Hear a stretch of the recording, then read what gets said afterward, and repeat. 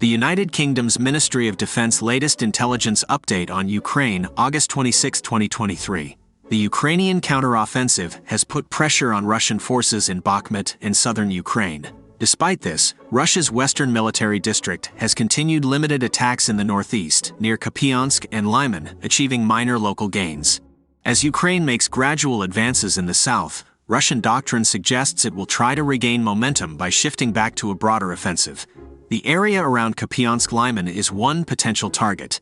In the next 2 months, Russia may escalate offensive operations towards Kupyansk-Lyman, likely aiming to advance west to the Oskil River and establish a buffer zone, protecting Luhansk Oblast.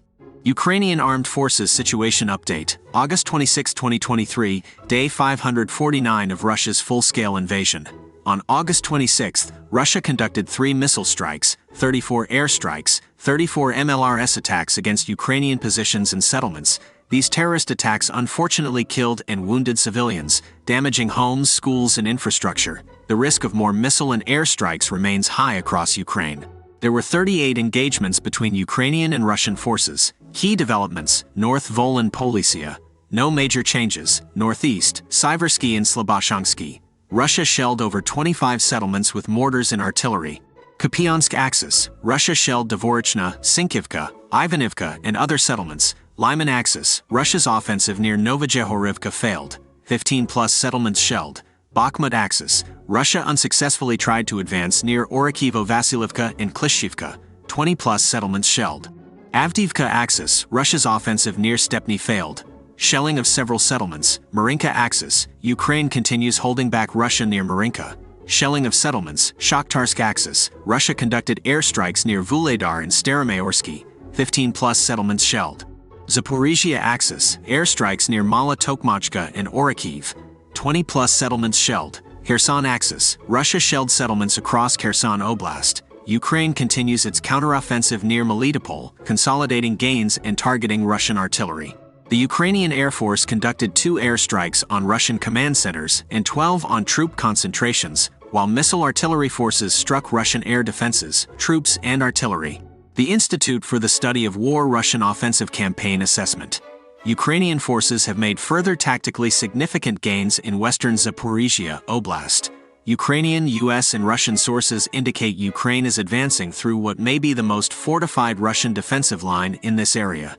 Geolocated footage on August 25 showed Ukraine's forces advanced 1.5 kilometers south of Novoprokopivka, nearing Orikhiv. U.S. General Mark Milley said on August 25 that Ukraine is attacking through Russia's primary defensive zone along this axis. A Ukrainian commander said on August 26 they've broken through the toughest Russian line and can now advance faster. They've entered areas with only Russian logistics units, expecting easier breakthroughs ahead. A Russian blogger claimed on August 25 that Ukraine attacked towards Verbov, suggesting Ukraine is near tactical rear areas within Russia's defensive belt, penetrating the fortifications. This should not imply Ukraine has reached Russian rear areas operationally. In summary, Ukraine continues steady advances through Russia's layered defenses in western Zaporizhzhia despite difficulty, disrupting supply lines. Further breakthroughs into Russian tactical rear areas are expected. The Institute for the Study of War Key Takeaways today. Ukraine is nearing the next line of Russian defenses in Zaporizhzhia, which may be weaker but still a challenge. Russia has redeployed some elite forces from Luhansk to Zaporizhzhia to bolster defenses. Russian irregular units still threaten unilateral withdrawal despite efforts to suppress insubordination.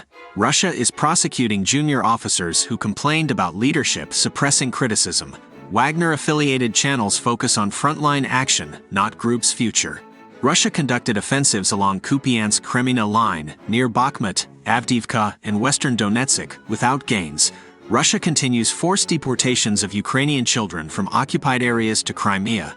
In summary, Ukraine makes steady gains facing weakened defenses in Zaporizhzhia, as Russia redeploys elite forces and suppresses military dissent.